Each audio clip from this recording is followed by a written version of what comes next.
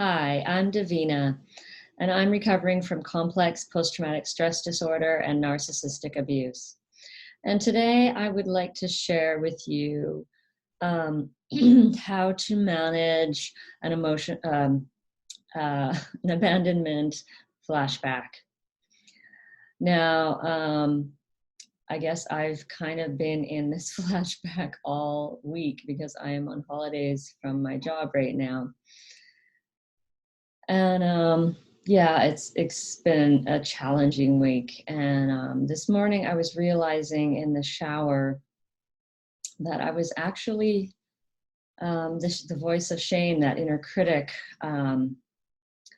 was going off like, "Why are you so tired? I don't know why you're so tired. You got a good sleep last night, and you're on holidays. Like, come on, you're not even doing anything. I don't know why you're so exhausted."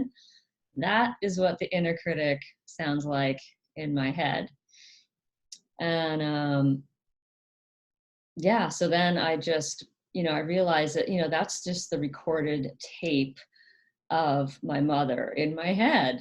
It's not even if I say, well, I'm shaming myself, I think that just adds another level of shame, like, oh, I'm ashamed that I'm shaming myself. If you just recognize it, that, oh, that's a record that is playing in my head, that is not even really my voice. It's the subconscious voice that is just plays on automatic. I mean, if you're not paying attention to it or you're not aware, it's just there in the background. Um, so the number one thing to do when you're in this abandonment flashback is to really call it out, to really, number one, say, I am in a flashback, because I'm realizing even more clearly now how the shame, if I'm just feeling ashamed all week, then I'm really in denial that it is a flashback, because I'm just thinking, it's me, I'm just like a horrible, incompetent person, I can't handle life, and it's just a holiday, why can't I deal with it better, and I'm not getting anything done. And so if I'm not really calling it out, this is a flashback. I'm having a flashback. I'm regressing to a childhood state. I'm reliving the experience of being abandoned by my parents. So really call it out, and remind yourself, I'm in an adult body. I'm in the present. Listen to the sounds around you.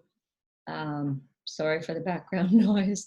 Find a way to get in the present if you can, and it can be extremely, extremely difficult to get grounded in the body, because there are difficult feelings, a lot of difficult feelings going on. So we want to run away and we want to distract ourselves, and you might go into numbing behaviors.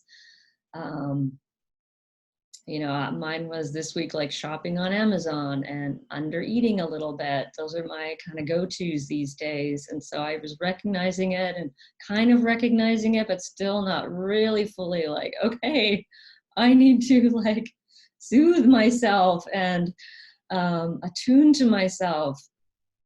So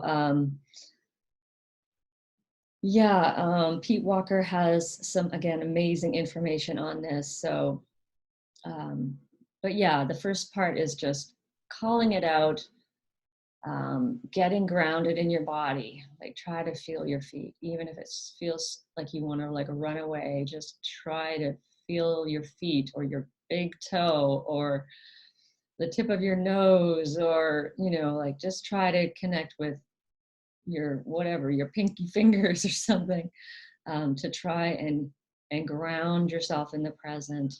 And you can also use your senses. That can also be helpful. And for me, I don't know, I can try that, but it doesn't necessarily pull me completely out of the flashback. It tends to help a little bit.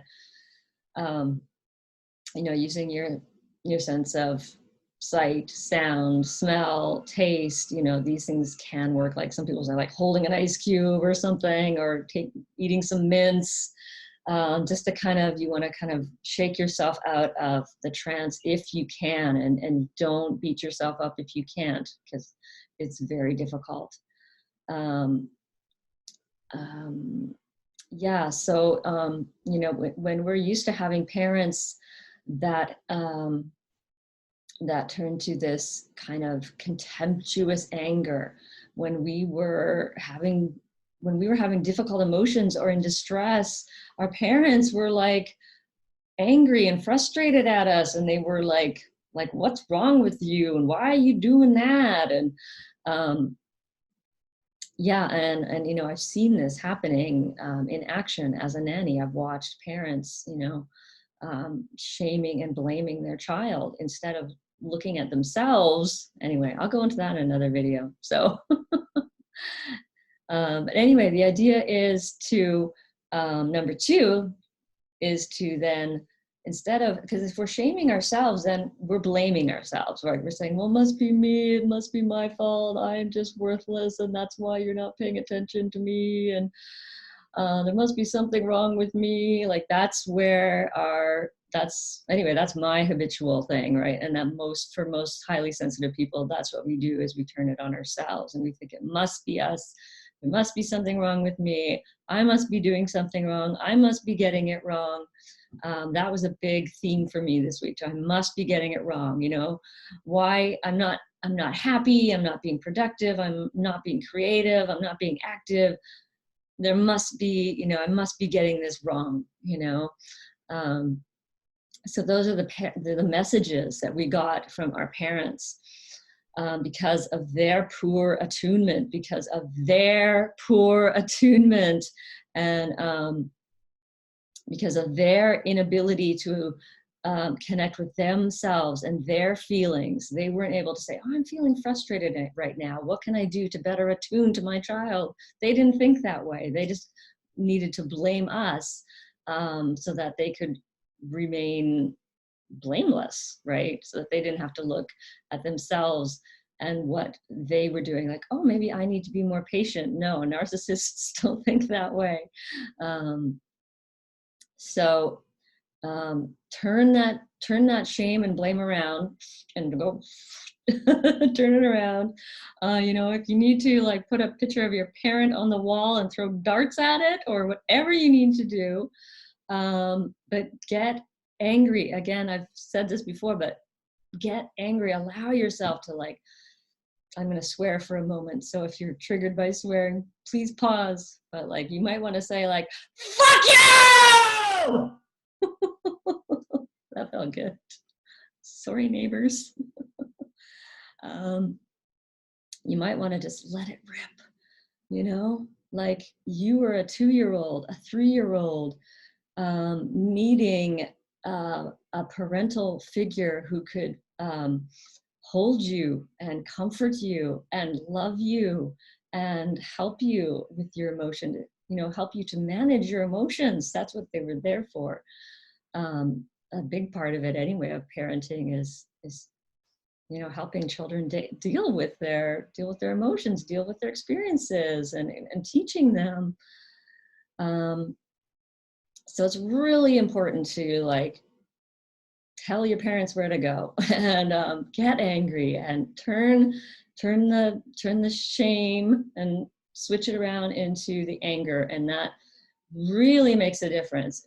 For me, it's huge. Like, it really breaks me out of that shame, and then I'm like, okay, once I'm out of the shame part, now I can actually do something that is nurturing for myself, that is nourishing for myself. And that is step 3, is to then, oh, what does my child need today? How can I comfort her? What is she, like, you know, she's like, maybe she's only 2 years old right now. Like, what does she need? You know, maybe she needs a hug. Maybe she needs to just curl up in bed and be cozy, you know? Like, I remember children going, oh, be cozy, wanna be cozy.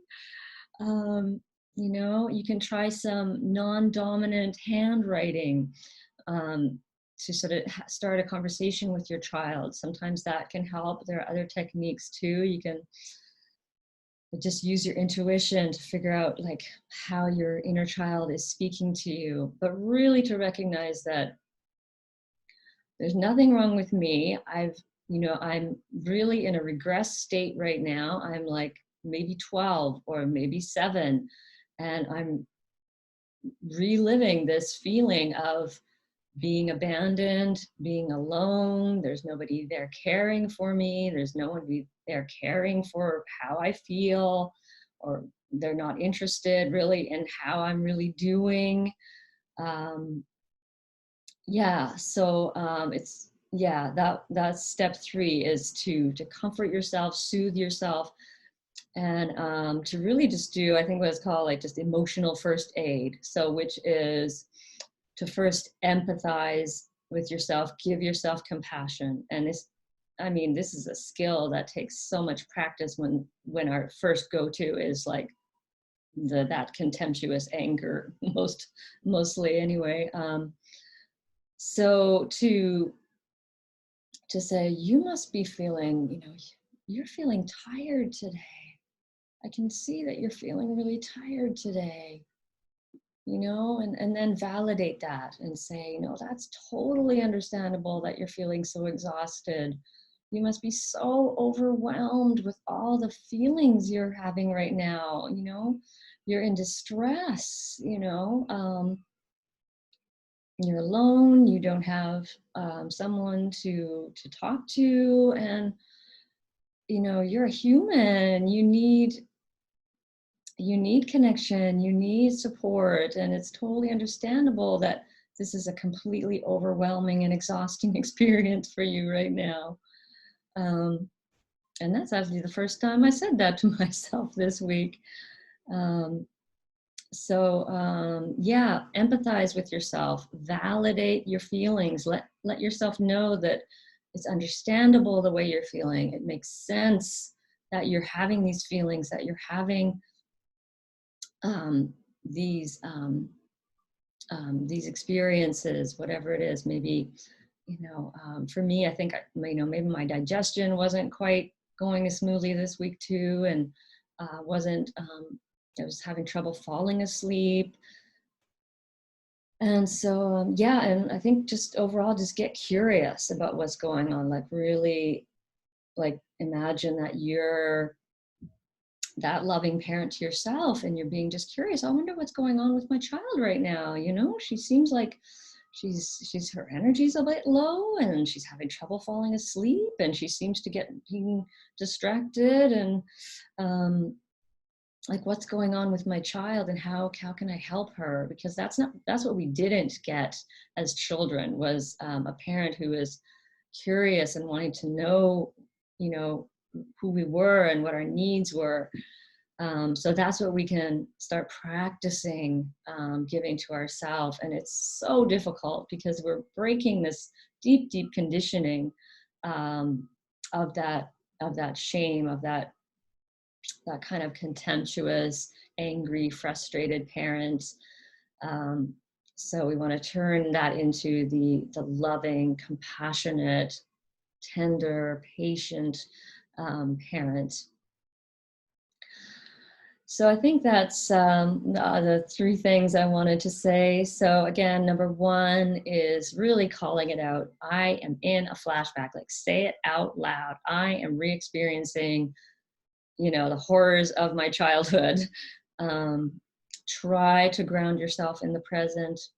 Remember that you're in an adult body. Try to feel parts of your body. Use your senses. Number 2 is to turn that shame and self-blame into the anger. Like, blame your parents, get angry at them. And it doesn't mean you're going to blame them forever. It just means this is the acknowledgement of what was done to you, so that you're not thinking that it's you, because it wasn't you. So that's really important, to let it loose, let it rip. Number 3 is to validate your feelings, empathize with yourself, and really try to soothe and comfort yourself. Again, this is difficult practice, difficult work. it's taken me all week just to get to this point. So I hope that that brought you some sort of useful information today.